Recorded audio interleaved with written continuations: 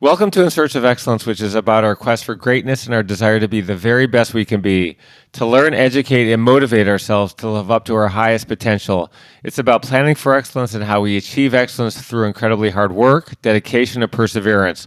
It's about believing in ourselves and the ability to overcome the many obstacles we all face on our way there. Achieving excellence is our goal, and it's never easy to do. We all have different backgrounds, personalities, and surroundings. We all have different routes on how we hope and want to get there. This episode of In Search of Excellence is a very special one. It's my 50th episode.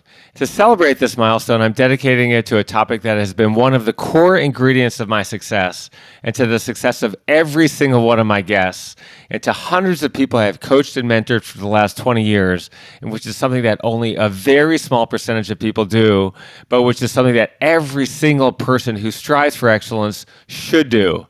It's something that I call extreme preparation, and it's a completely different kind of preparation than most people think about when some amount of preparation is required to achieve a successful outcome. For starters, it's something that requires a completely different mindset than most people have, where instead of preparing 30 minutes to 60 minutes for a meeting, which is something most people do, we should be preparing between 5 hours and 40 hours, or even more, for that single meeting. When many people hear this advice, they say to themselves, really? Preparing 40 hours for a single meeting? Isn't that completely crazy and a complete waste of time?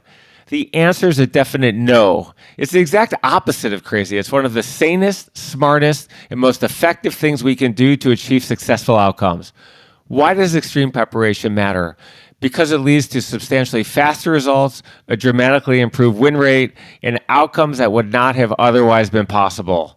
When you add up all of the time, we have all spent 100,000 hours in classrooms, on homework, on travel getting to and from school, and in other clubs or other school-related activities from kindergarten through college graduation. There are a lot of reasons to go to college: to educate ourselves, to grow as people, to experience life. But the main reason most of us go to college is to get a job when we graduate. And to get that first job and start our career, we need to get interviews. It's pretty simple. If we don't get an interview, we're not getting a job. So if we spend 100,000 hours to get that interview, why can't we spend 40 hours to prepare for one? If you spend 40 hours preparing for an interview, that means you spend 2,500 times more to graduate college than you do for that interview. So why don't we prepare for these interviews the way we should when our first job is going to put food on our tables, pay our rent and other expenses, and start our career? But extreme preparation isn't just critical for that first interview. It's the most important thing you can do for any meeting, presentation, sales pitch, employee review, future interview speech, or hundreds of other situations where some amount of preparation is required to achieve your goal of having a successful outcome. Where that one interview, one job, one meeting, one presentation, one sale can change our lives forever.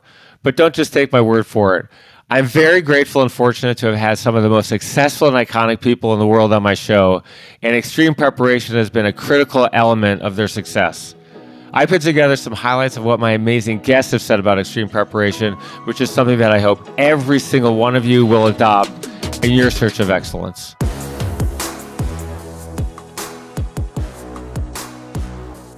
I want to talk about the famous author and philosopher Ayn Rand, who wrote an incredible book called The Fountainhead. For those of you who haven't read it, it's about a young architect who fights against conventional standards and refuses to compromise with an establishment that's unwilling to accept change and innovation. You said you've loved the book.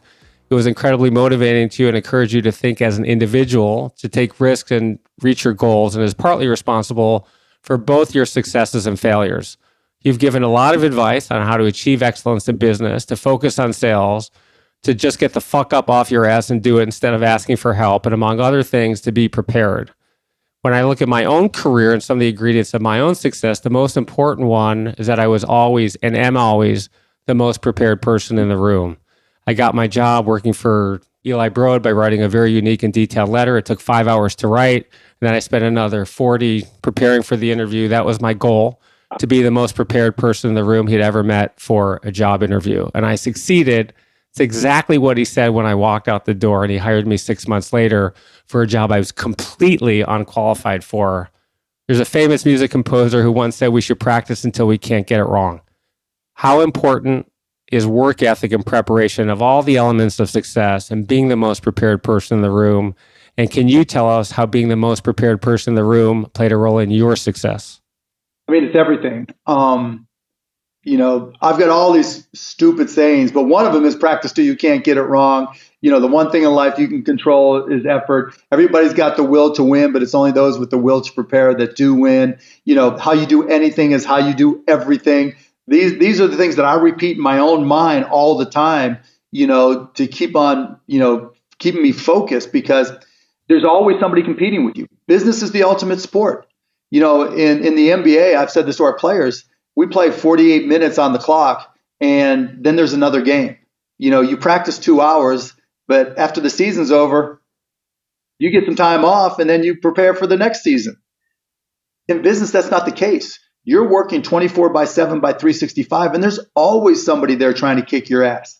When I was the youngest in the room, it was like, okay, they're not taking me seriously. When I was the oldest in the room, okay, they're not taking me seriously because I'm either too young or too old or whatever. But I do the motherfucking work. It doesn't matter. And so whatever it takes. And, the interesting thing is that technology in particular is kind of like a ball of yarn. Creating the beginning of that ball is really hard, right? Because there's nothing, you got to use your finger and da-da-da-da-da. But once you have a foundation, just rolling the yarn around and making it bigger and bigger gets easier and easier and easier because you learn how to learn.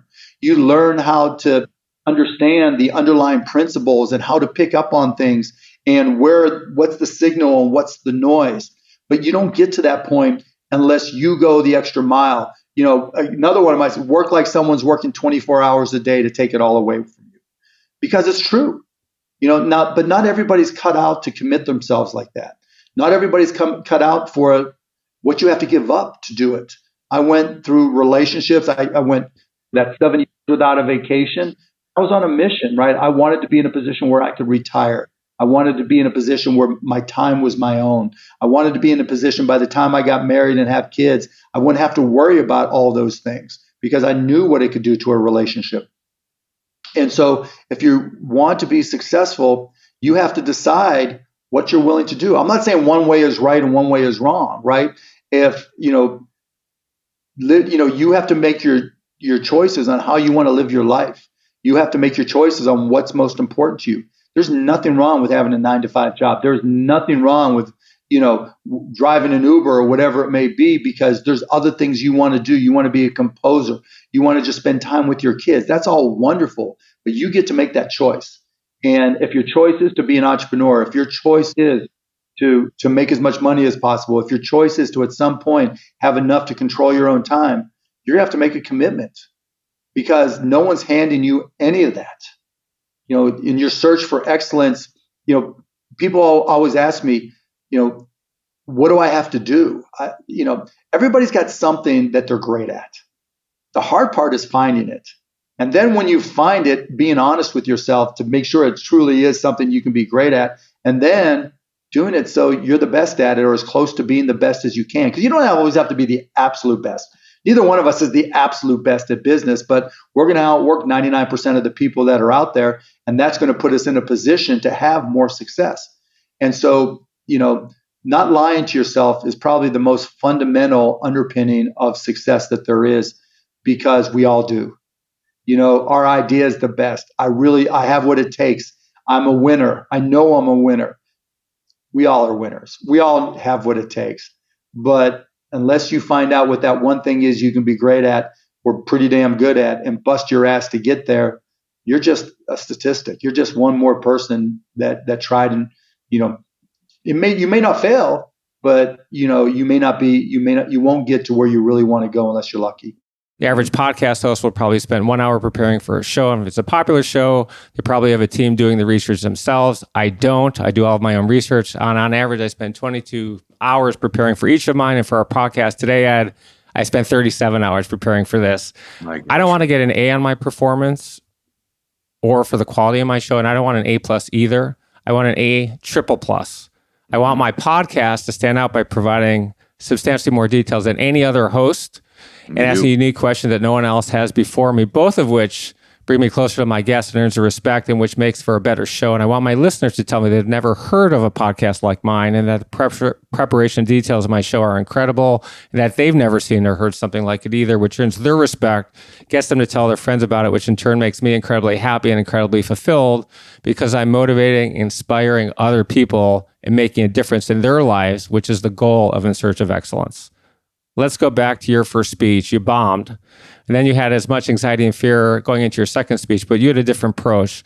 What was your approach to that second speech? And In Search of Excellence, can you tell us how important preparation has been to your success, and give us a few specific examples? And going a step further, how important is extreme preparation, going way and above and beyond what would consider normally great preparation? I'm talking about the kind of preparation that you would spend nearly a week on for a single event or meeting. The separation is in the preparation, period. And so I only separate myself through my preparation. My second speech, what I shifted was two things. One, I made it about them and not me. Took all the pressure off me. I didn't have to think about what it was about me. I made it about them. I made it my intention to be about them. Extreme preparation means this, that after I prepared all that I can, I prepare one more time. And that's the power of one more. So, and then after I've done that, typically I'll do even one more after that. For me, my confidence comes from my preparation, not my ability. And that when I come out there, I've thought through every possible scenario, every glitch, every single element that could possibly happen. When I work with athletes of mine, I want to go to extreme places of, okay, what if you break your right wrist? What if you do that? We're going to go through every single possible element. Everybody I know that's great at anything, I said Brady earlier, he just out-prepares everybody. And so for me, my respect level for like what you've done today, I want to do better because you've done better to prepare than anybody that's ever interviewed me before. So the separation is in the preparation. It is the key to me and about every single business I've ever had.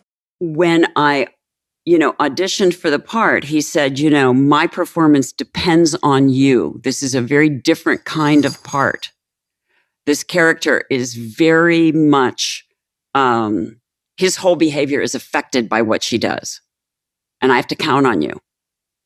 And you have to promise me that you're going to deliver that. And, when you have someone like that say that to you, for me, because I'm a person that really takes direction. Like if you tell me, stand on your head and fart the national anthem, I'm going to figure out how to do that. You know what I mean? I'm not going to go, oh, I don't, I'm the person that's like, oh, wow, how do I figure that out? So with Bob, it was everything to me, just everything, that I absolutely delivered everything that he needed and everything that was needed for the film. And that my focus was, 100% every single second. And I really pushed Marty. I pushed him and followed him around. He told me I was like a terrier on the back of his pant leg, till he finally just turned around one day and it was like, what do you want? And I was like, I want you to treat me like you treat, Marty and Jimmy and Joey. I want you to come in my trailer in the morning and tell me exactly what you want. I want you to push me till you break me. I want you to get everything out of me you can possibly get. That's what I want. And he's like, really? And I'm like, yes, really. That's really what I want. And he's like, and then he just kind of looked at me like, I didn't really realize that you were up for it. And I'm like, yeah. And he goes, well, then I'll be in your trailer in the morning. And I was like, okay, how do you take your coffee? And he told me, and I'm like, okay. And so that night I went home and I knew he ate a particular way and what he ate and didn't eat. And so I baked what he liked in the morning and I started baking what he liked so that he would want to come to my hair and makeup trailer because I would have what he liked for breakfast ready. Because I was going to get Marty Scorsese in my damn trailer, whatever it took. Because I was going to make sure that he was going to see me and push me and direct me if I had to stay up half the night baking, whatever it took. So I got him in my makeup trailer. And I got him to talk to me, and I got him to tell me like his most magnificent dreams for the character so that I could deliver them. And so you worked so hard doing so many movies up to that point. I think at that point you had done something like 30 movies. You get Basic Instinct, then you do Casino 2 years later, and you're working with one of the best movie casts ever, one of the best director ever. And best editor ever. And those listeners, best score ever.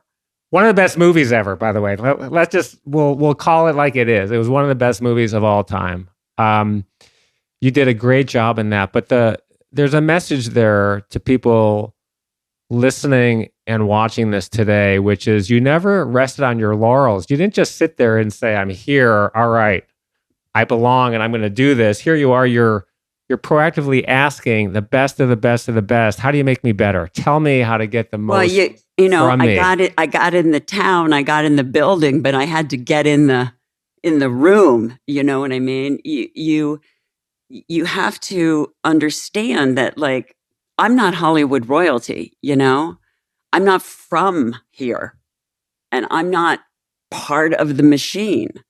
And then, let's face it, I'm Irish still.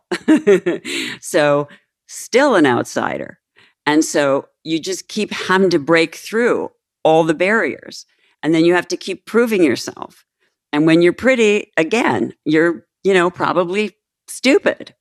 And you're probably a jerk. And you're probably inconsistent. And you're probably a diva. And you're probably unprofessional. And you're probably mean to people. And, so you go into every job, not even once you're established that that's not who you are. Every single job, you have to go through this all over again. And someone who doesn't get acknowledged will continue to say that's how you are. You are someone that you didn't have time to deal with because you were too busy being professional. There's always going to be these things. So, it's a constant. And I know some of the biggest movie stars in the world, and they're 75 saying, I still got to get in there and fight for it.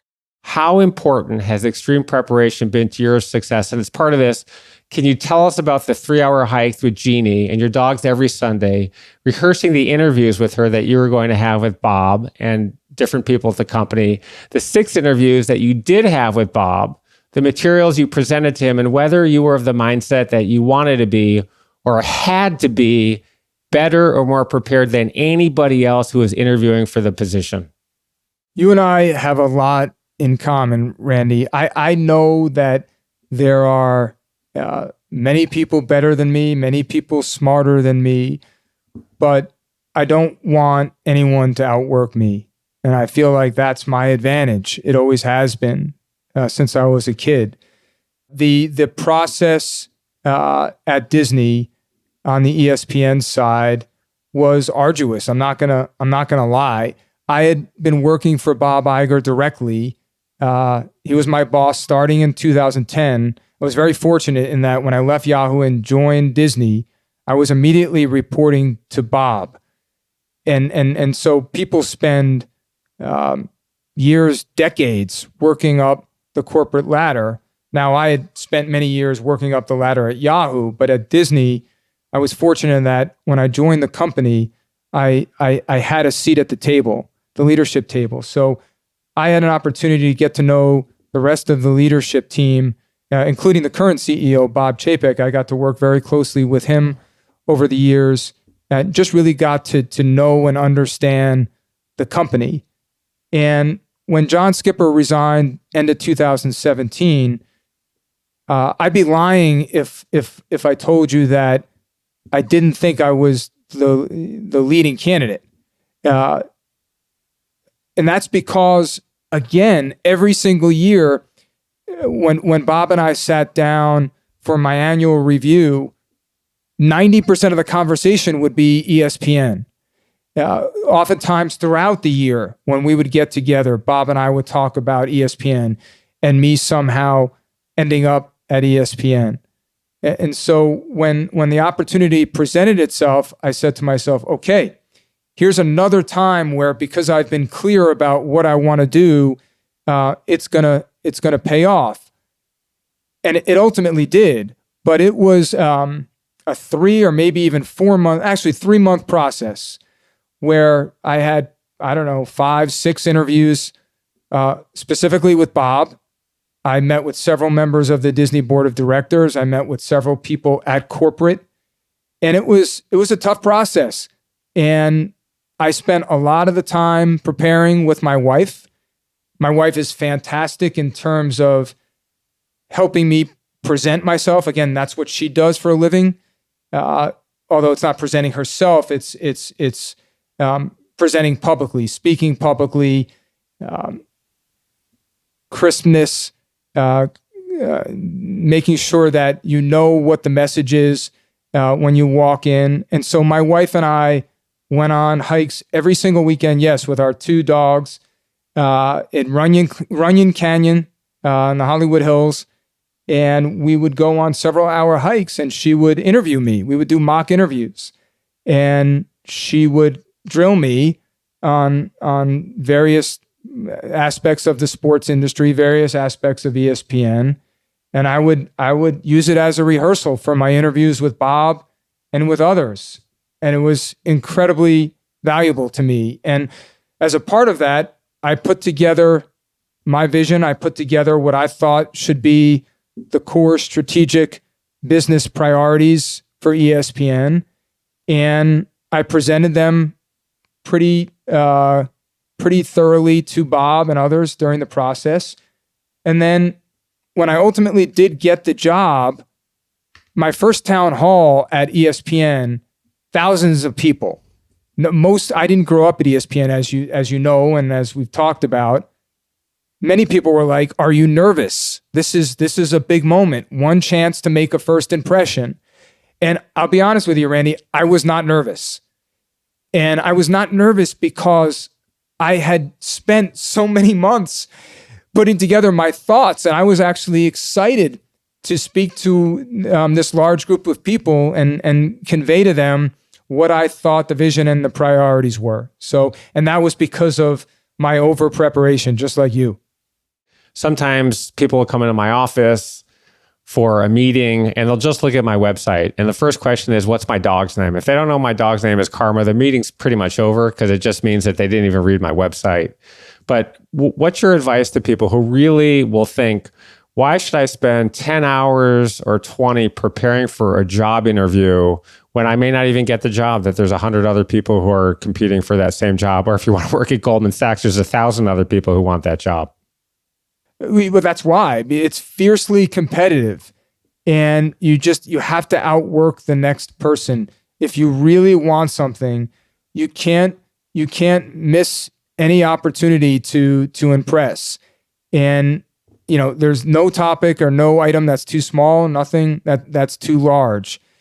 You can't, if you're going to err on the side of over preparation, not under preparation. Again, this goes back to our bar classes where we just studied for months, our bar prep courses where we studied for months. And, it's kind of, you walk out of that bar exam frustrated because you're tested on 5% of what you learned. Well, it's no different with a job interview. You'd rather walk out of that job interview having gotten everything right and feeling like, okay, maybe you could have cut out 50% of that prep time than walking out saying, damn, I wish I had prepped more. I missed a couple of things.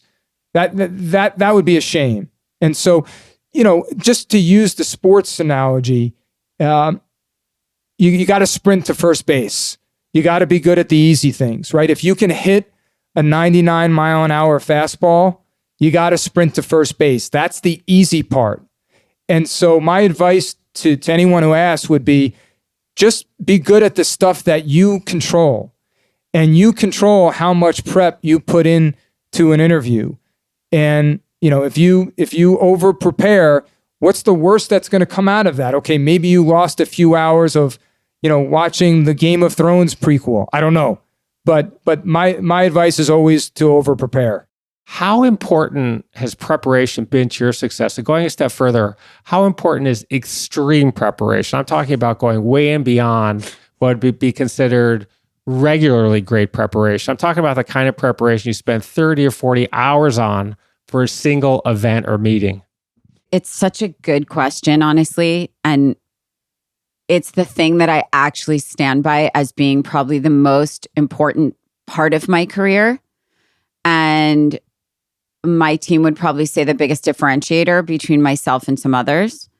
And that when I would start working with a client, they would come in and say, I've never experienced anything like this.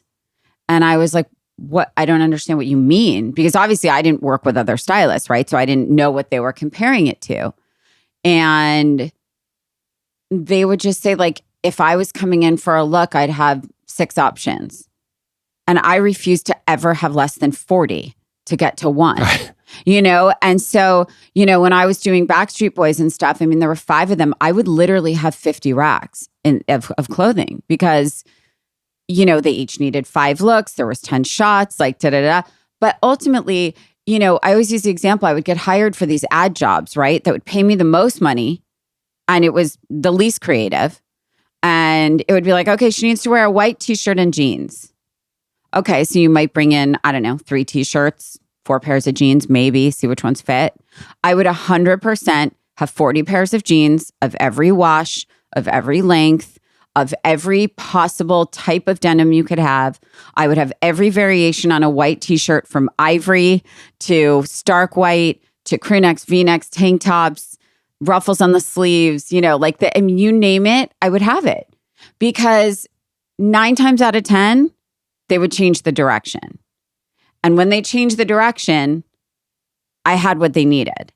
Because there's nothing that it was worse for me than being in the middle of nowhere on a job. And they're like, actually, we actually changed. We actually want to do like a navy blue or an off the shoulder white instead of just a basic t-shirt. And then you're in the middle of nowhere. Where on earth am I getting this? Where is this actually happening? And those moments for me were like, it was like that panic. Like I felt like this is on me. Why don't I have this? I'm not prepared, and that was a feeling that I never wanted to be familiar with. And it created 10 times more work for everybody. My assistants would bitch and moan, pardon my French, but they would be like, why do you need this, Rachel? It's a white tank top they need. That's it. It's going to be waist up. You know what, guys? Go work for someone else. This is how I roll. This is how I roll, And then always the same thing with a gown. Like, they thought they wanted one thing. They would tell me, oh, I'm feeling like a black long dress with a train. And they'd end up in a short pink cocktail dress, So for me, it was like making people step outside their comfort zone and having those options there to do so, but also having what they ask for. And I think preparation, to me, is actually the most important part of what I do in every aspect, everything I do. I will say this, I don't prepare for things like this. And the reason is because I like to wing it, because I'm much better at speaking from the heart or just instinctually just responding and being conversational than I am like writing a script or taking notes or things like that. So whenever I give a speech or anything like that, I'm just like, no. Or whenever I'm on a show or anything like that, I don't like to meet the person before. I like it to be very organic. But I think as it pertains to any other aspect, 100% over prepare. What age did you learn the value of hard work and get a work ethic? And what's your view on that? Where does work ethic rank in terms of ingredients to success? I did not have a traditional path to work because I had a very jolting experience. And I've since learned that entrepreneurs have almost to a T, have had these seminal moments in their life where they choose the path of entrepreneurship for various reasons, but it's almost like destiny. And mine was a unique situation. And it really was, it was the moment that I learned that that you might have to live a life underneath someone. In other words, not controlling your own destiny. And I've told this story many times, but I'll never forget it. I was working in high school now in the evenings in an ice cream store. It was my first job, actually. It was called Magoo's Ice Cream Parlor. It was owned by a woman, and she hired me. It was the first time I had a job, and the first day I had a job. And when you are scooping ice cream, people want to take samplers, and you use a little piece of wood, like a wooden stirring thing. You put a little bit of chocolate ice cream on it and let them taste it, and they make a decision based on what they like. But when they do that, they often take their gum out of their mouth and throw it on the floor. And at the end of the day, there was quite a bit of gum, and it turned black. It was stuck on the Mexican tile in that store. And the woman said to me, before you leave, you got to get down on your knees and scrape all this gum off. And I didn't want to do that because the only reason I took the job was the girl I was interested in grade 11 was working at the shoe store right across. And she was watching me, and I was hoping that we could go out afterwards and, just hang out. That was my strategy. And by working there every day, I'd see her every day because she was working at the shoe store every afternoon. So I said to the woman, you hired me as a scooper, not a scraper. And I don't scrape, I scoop. And you probably have to hire somebody else to do that. And she said, no. I own the store. You're my employee. You'll do anything I ask you to do. You work for me. That's why I pay you. And I said, well, I'm not getting down on my knees and scraping that gum off, because I knew she was looking at me from the shoe store right then. And she said, you're fired. And I said, what does that mean? She said, leave. I'll send along your 8 hours or 4 hours of pay, whatever it was, and don't come back. Now, that was very humiliating for me. And I didn't, till that moment, understand the difference in the world. There are people who own the store, and there are people who scrape the shit off the floor. And at that moment, I made my mind up which one I was going to be, and I never worked again, and for anybody else. And so now I'm not dissing employees. I mean, you can have a great life working for someone else, and the majority of the population does that. And they have time for soccer and picnics and all the wonderful things that life offers. But that's not my life. I work 20 hours a day, 18 hours, crazy amount of work. I work harder now than I ever had in my life. That is who I am. And that's how I define myself. And it has nothing to do with money anymore. I don't need any more money. I need more time. And the whole idea of that moment. And years later, we went back to that mall with a camera crew to find her. And I wanted to thank her, because at that point I could afford to bulldoze the mall if I wanted. But it was all because of her. She was the one that tilted my path and pushed me in the direction of entrepreneurship. And I'm forever in debt to her. So I just, that was an incredible moment. In fact, a couple of months ago, I got a FedEx package that had a brick in it. That mall had been demoed and turned into condominiums. And someone who knew that story found me and sent me that brick. It sits on my desk. Great story. I lost my job after moving to LA. I was a lawyer. I hadn't passed the bar yet. 1993, firms were laying off people. I get called in. Well, I actually found out I got a email from the librarian in Chicago where the firm was based. I was in Los Angeles. Please turn in your library books today. Not the way you want to learn that you may be getting fired. I went out to try to find somebody. All the doors were closed. I got pulled into the conference room, and there was the office manager and my boss saying, we don't have any work for you. You can leave today. And like you, that was humiliating. I read that you went home and you cried. Your stepdad and you had a talk.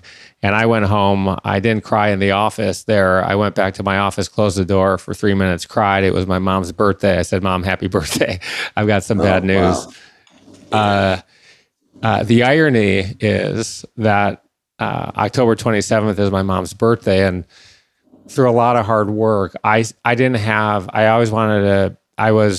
had a business in college. I sold t-shirts. I went door to door, went through the dorms, got kicked out on one floor, went through the other floor. And I did this for all 12 dorms at Michigan. And I did okay, but I couldn't start a company then. I was new in LA. I had $3,000 in the bank, but I did well. My career, I worked hard. I saved money to take a risk, to bet on myself. The irony is on my mom's birthday and on October 27th, 1999, our company went public. And that was, for me, one of the most important days of my life and obviously changed my future forever. So we all have to bounce back. We all have to work hard, and we all have to realize what we want to do at that point in time. How important has preparation been to your success? And going a step further, how important is extreme preparation, going way above and beyond what would generally be considered great preparation? I'm talking about the kind of preparation that you spend 30 or 40 hours on for a single event or meeting. I think because of the dyslexia, I have a hard time narrowing in and getting granular on concentrating on things. I have a massive amount of respect for those who do that. I feel that if I did that, I would suffer from a little bit of analysis paralysis. I would feel that I don't think I'm ever well prepared enough, or if I overeducate myself on something, I may not see outside of whatever else could be done because I'd be so laser focused on the route that I'm going to take and not be able to pivot. But on the flip side, I know that I need somebody who is over prep person around me to back me up, because I also can't come in the room without information on the topic or the person or the industry. I also can't come out and say some ridiculous things that, even if I had a great concept or an idea or value, the things that I said prior would say, this person doesn't know what he's talking about, or doesn't know our industry or me. And even though this sounds great, I don't want to do it with that person. So preparation is key, but I know my weakness, and I know that I need to have other people. Now, that being said, when I did not have anything, taking these small little steps of standing on corners and selling hats or cold calls, that gave me the preparation to be able to talk, and convey what I was doing, because I had actual boots on the ground and can relay what I had experienced. So when I didn't have anything, the experience was really vital to try and to do it. And then now where I'm at in this part of my life, I have a little bit of both. Experience as well as bringing people in to back me up. But no matter what, preparation is key. You can't walk in there and just wing it. People will know you're winging it. This episode of In Search of Excellence is brought to you by Sandee.com, SANDEE.com. We're a Yelp for beaches and have created the world's most comprehensive beach resource by cataloging more than 100 categories of information for every beach in the world, more than 100,000 beaches in 212 countries. Sandee.com provides beachgoers around the world with detailed, comprehensive, and easy-to-use information to help them plan their perfect beach getaway at home and abroad, and to make sure you're never disappointed by a beach visit again. Plan the perfect beach trip today by visiting Sandee.com. That's www.sandee.com. The link is in our show notes. Stay sandy, my friends. Are you looking for your next great gift to surprise a friend, colleague, or loved one? Bliss Beaches makes the perfect gift. This best-selling bright and beautiful coffee table book by Randall Kaplan features stunning drone photography from exotic beach locations around the world. It's the perfect housewarming gift, a great addition to any home or office, and a fun and creative alternative to bringing a bottle of wine to somebody's house for dinner. Bliss Beaches is available for purchase on Amazon, where it has glowing reviews and a 5-star rating. Get your next amazing gift and order a copy of Bliss Beaches by clicking the link in our show notes. In 2001, you catered a huge, high-profile charity event for Prince William and the Duchess of Cambridge, with hundreds of people in royalty there. You had no idea they were coming, and you were seen on TV checking every single plate before they left the kitchen. Hundreds of plates. You killed it that day. Everybody loved your food. How important has preparation been to your success? And going a step further, how important is extreme preparation, going way above and beyond what would normally be considered great preparation? I'm talking about the kind of preparation that you spend 30 or 40 hours on for a single event or meeting.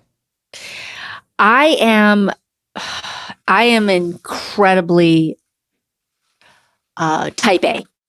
I prepare for everything. I am over the top. If you ask people who work with me or people who work in my restaurants, I taste everything. I look at every plate. I'm a detail-oriented person in every single thing I do. So, and I expect perfection from myself. And there's times I expect perfection from others, which I know is not politically correct or is not the way we should be. But I do expect perfection because I expect it from myself. So yes, that is part of who I am. And I do it endlessly. I mean, there's times at my restaurant where I go in and if the seats are dirty or the tables are dirty or the floor is dirty, I'll start cleaning it myself. I'm not going to wait for somebody else to do it. I'll just do it. And I think that is important. When other people are watching you, that they can see that you're in it with them. We're all in it together. And together we can make this an unbelievable experience. And so, and I watched that with Wolfgang. I watched it with my grandfather. I think it's ingrained deep in me. You've talked about reading 3-foot high stacks of snake information, training with special forces. You spent 2 years of preparation before your trip down the Amazon River. You prepared 2 years for pole to pole, which was your 2-year circumnavigation of the globe via the poles. We already talked about you trained with Brazil Jungle Warfare Center. Crazy stuff, but necessary stuff. How important has extreme preparation been to your success? And in search of excellence, can extreme preparation make the impossible possible? I believe it can, but you must never stick to your plan 100%. There's a couple of times in life that how I planned it at home, when things happened, the outcome was completely different than what I thought I would, the action that I should take. And I believe that it's important as well in life to not have too many options, meaning that stopping is not an option to me.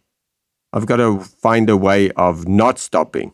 While people believe that as soon as they have a little bit of resistance, they think of stopping, while I think of continuing. So the way that I program my brain to reach excellence is to be able to not go to find the options of trying, this is not working, now I'm going to try this, and if that doesn't work, I'm going to try this, and if that doesn't work, I'm going to try something else. And you're not moving forward, you're just moving sideways in your life. And a lot of people move their whole life sideways, and they would never reach excellence because we're not heading anywhere in a direction. So I believe by removing the options, there's one option, you've got to go. And when I often get to that point where you have to overcome obstacles and things like that, I'm not looking for other options. I'm confronting the problem. And by confronting the problems, you overcome these obstacles. By saying that life is difficult, by saying that, oh, now we've got inflation, now the market has crashed, doesn't mean that it's difficult. It just means that you have more challenges.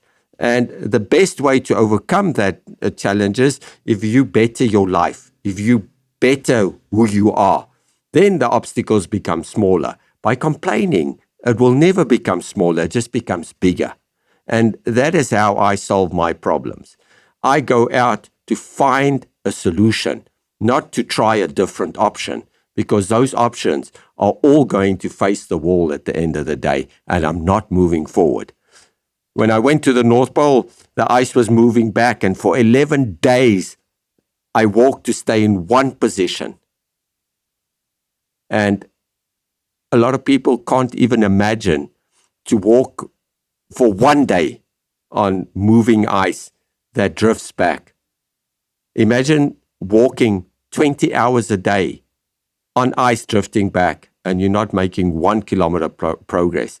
And when people tell you that you're not making progress, they're not thinking in the right way, because indirectly, if I stayed in the tent and I didn't walk for those 11 days, I would be minus 500 miles, but now I'm at 0. So I've made progress. I'm not at minus 500 miles. I'm at 0. And that gives me a chance of success.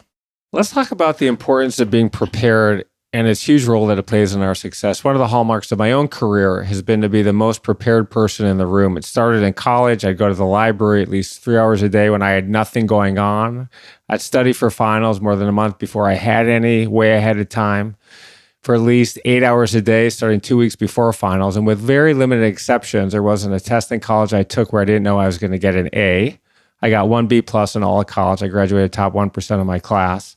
Then I went for a job interview with Eli Broad, who at the time was one of only 2 people in the world who had started 2 Fortune 500 companies from scratch. I went into that interview with the goal that I'd be the most prepared person ever to meet with them. I knew if I landed that job, it would change my career and my life forever.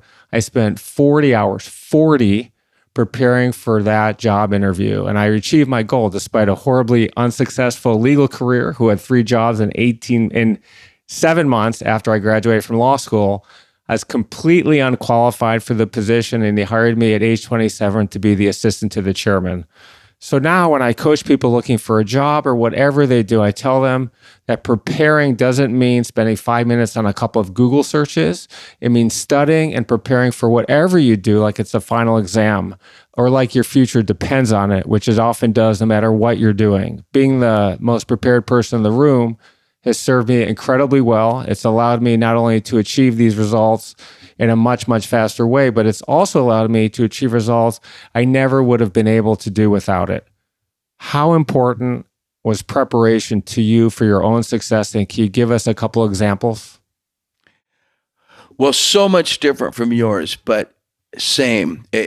Prep is the most important thing. Like if you're not prepared, you're just not going to succeed, unless you're some kind of magician, I prepped so much different. As a musician, I picked up my guitar and I sat in my room every second of my waking hours when I wasn't eating or doing something, driving a car or something I had to do. I had that guitar in my hand and I was prepping for, learn how to play them licks, learn how to understand what I'm doing, write a song, writing songs. Prepping for an album to me would be writing 28 songs for a 10-song album. I'd spend 3 months in the studio writing and writing and writing and writing. And that was my style of prep. But it's so much different than what you had to do. I mean, what you have to do for a business thing. The thing I didn't prep for was my tequila business. I didn't prep for that, but I did spend a lot of time there drinking tequila. And I don't mean getting drunk. I just mean tasting and tasting and tasting until I had one that I said, this is it. Don't distill it 3 times. I like it better distilled twice. I like it when you cut the agave a little closer. Lose product, it's going to be more expensive, but you're losing 30%, like what we do with Santo and what I did with Cabo Wabo towards the end. I said, how are we going to make this better? How are we going to make this better? That's the same thing. It's really just learning your craft and being finding out what makes it the best, which is, once again, a great product, and then my heart is in it. When I tasted Santo Blanco, when we got it right, when we trimmed that agave more and more and more, and said, I don't care. They said, well, it's going to be expensive. I don't care. I don't need to make the same margin as somebody like Casamigo. They're making mediocre tequila. I'm sorry, they are. And I'm not going to do that. I'd rather have the best tequila in the world than the biggest tequila in the world. I'm not trying to make Jose Cuervo or Salsa. I'm trying to make Sammy's Santo tequila or Sammy's Cabo Wabo, Cabo Uno, the last one I made, the best tequila ever made, the best añejo ever on the planet. No one will ever make a better tequila. And it's because I just don't cut corners. And so my prep was tasting and going back and saying, what else can we do? What else can we do? Using other people's knowledge to make the best product, so that when I stand there and talk to you and tell you that this is the best tequila, where I can look you right in the eye, I can say, okay, buddy, blind tasting, pour mine in one glass, pour your favorite 3 over here and mix them up, and I'll tell you which one's mine. And I can do that. And I can still do it right now with confidence because I know what it tastes like, because that's the prep. That's the thing. And I'm a big believer. You got to do the homework. You don't just go down to there and find some guy that'll put your name on it, let you put your name on his shit like every one of these people are doing. I'm sorry. Some of it's good. Some of it's better than others. Some of it's mediocre. Some of it's crap. They probably don't even know what good tequila is. But, if you just go put your name on it, you ain't taking the ride. Going down there and finding it and working with the guy. How can we make it better? And you learn. And then you eat the food that they're feeding the pigs. They're feeding the pulp the pigs are eating that. And then you roast one of them pigs and you're drinking tequila and making tacos. I mean, come on, brother. If you miss all that by just go slapping your name on it down at the lawyer's office, you can make all the money you want. It ain't going to make you happy like this. This makes me happy. The tequila is awesome, by the way. Your partner, Miles Scully, is passing it out like nobody's business. He sent me some bottles here. I have it behind me. I encourage everyone to go out and buy it. It's the best phenomenal. tequila in the world. Straight up. I just told Yeah. you why, and you can make it yourself too if you want to, but most people are greedy and they would rather make more money per bottle than have better product per money, but whatever. Let's talk I'm about getting arrogant. Has arrogance got anything to do with fame? No, it'll bite you in the ass eventually. It'll make people hate you, therefore hate your product. You're confident and you have the track record and resume to say that. I don't take it that way at all. And you may or may not be biased about your product. It's selling very well. People love it, and the proof will be in the pudding. But it is really awesome. So congratulations on the launch of that, Brad. How important has preparation been to your success? And going a step further, how important is extreme preparation, going way above and beyond what would be considered, what others consider great preparation? I'm talking about the kind of preparation that you can spend 30 or 40 hours on for a single event or meeting. And can you give us a few examples of how extreme preparation has contributed to your success?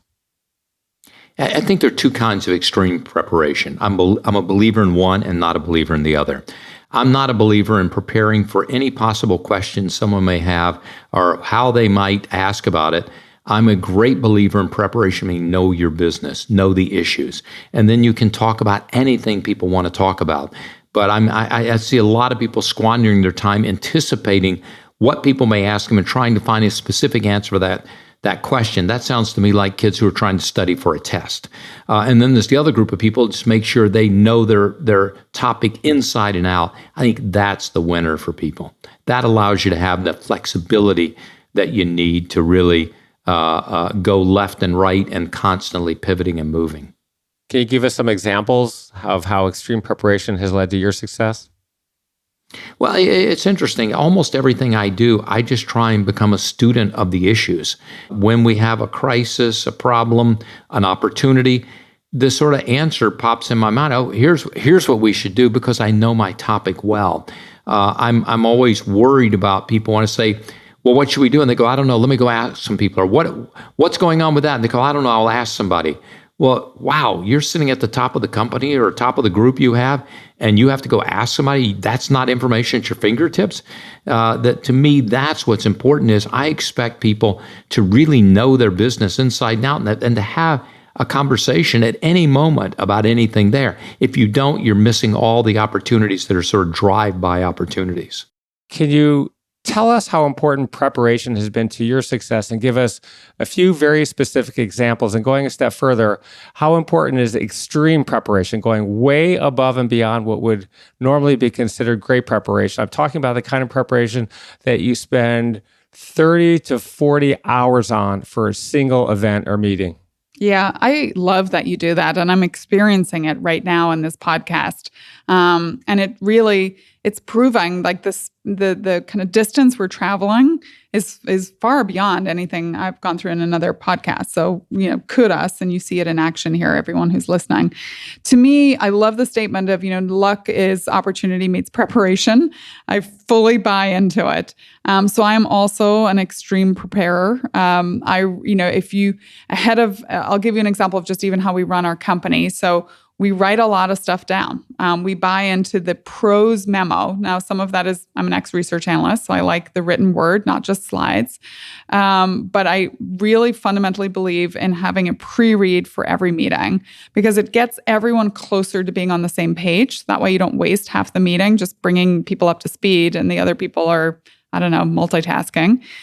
The second thing I really love about intense preparation going into meetings and that pre-read is it allows the extroverts and the introverts to find a balance, right?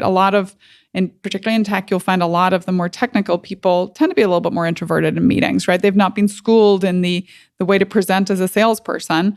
And so you're getting the best of them when you're giving them that prose pre-read.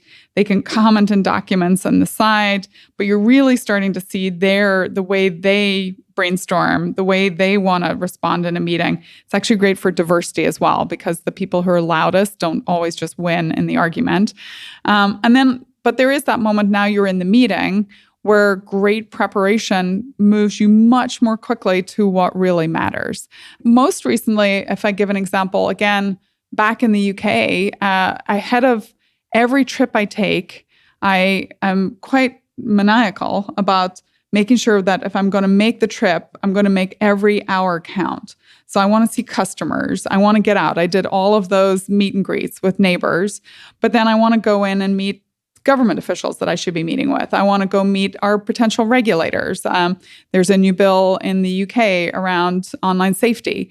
So it's a good example where I'm not in that meeting winging it. I have read everything that's been sent ahead. I'll often go back and forth with the team to get a little bit more information, because then in the meeting, I think you're able to very quickly credentialize yourself, not as just a talking head or what they're used to, which is kind of a CEO or a leader who's clearly, gotten the briefing, literally walking in the door, and is now going to do a lot of kind of chitty chat and, glad handling. And then at the end, we'll all shake hands and feel good.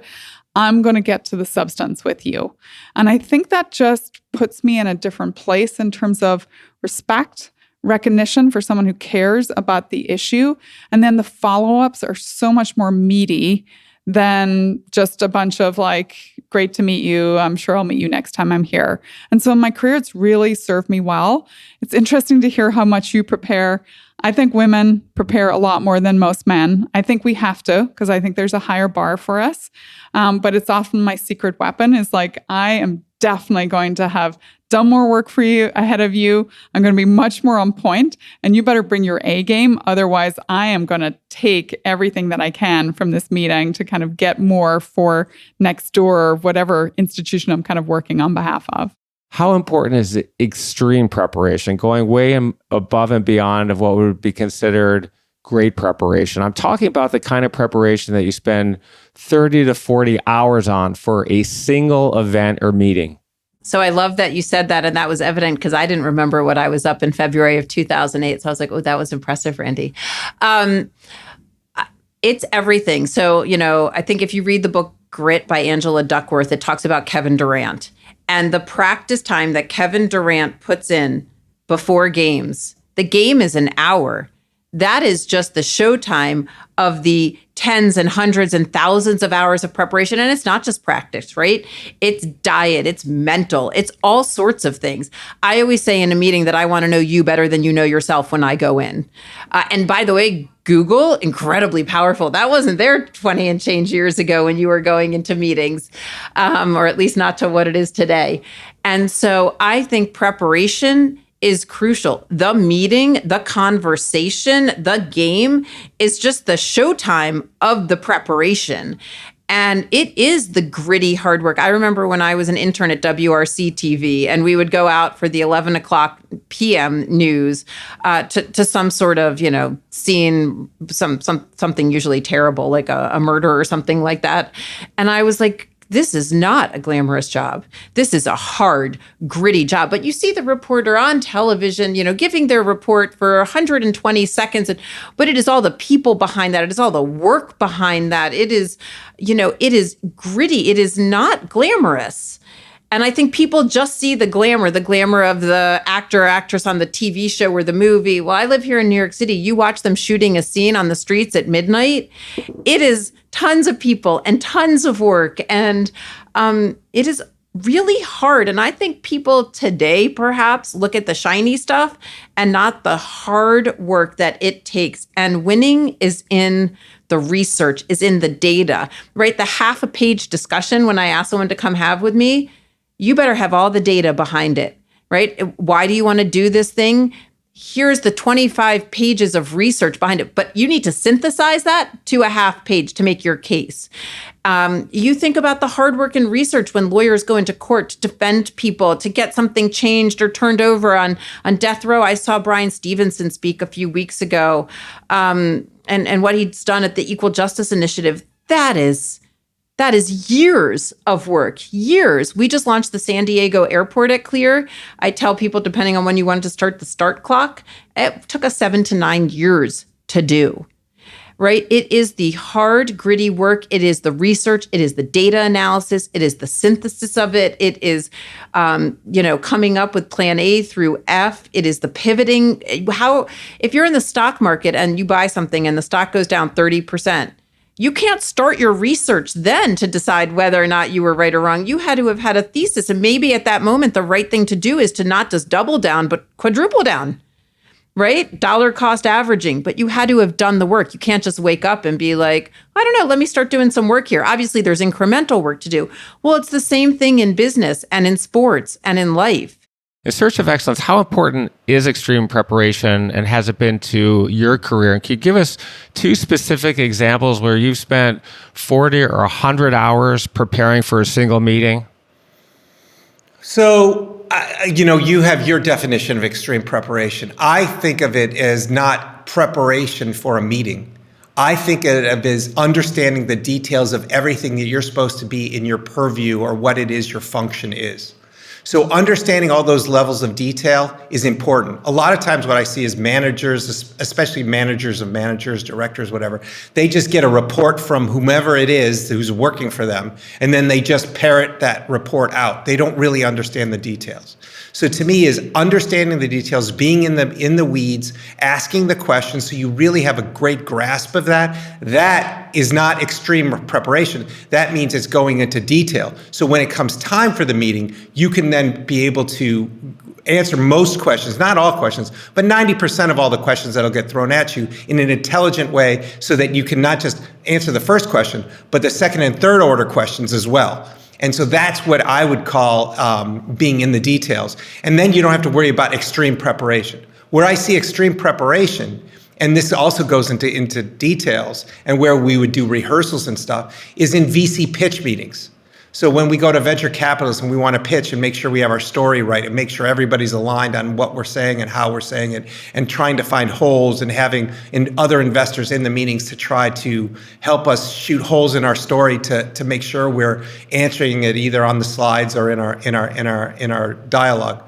Though that stuff, and I also did extreme preparation for like my TED Talk, right? 45 or more, rehearsals. So there is extreme preparation for certain kinds of specific presentations, but in general, you should be in the details for the day-to-day, for every day, because that's how you do the best job you can to deliver the results you need to deliver.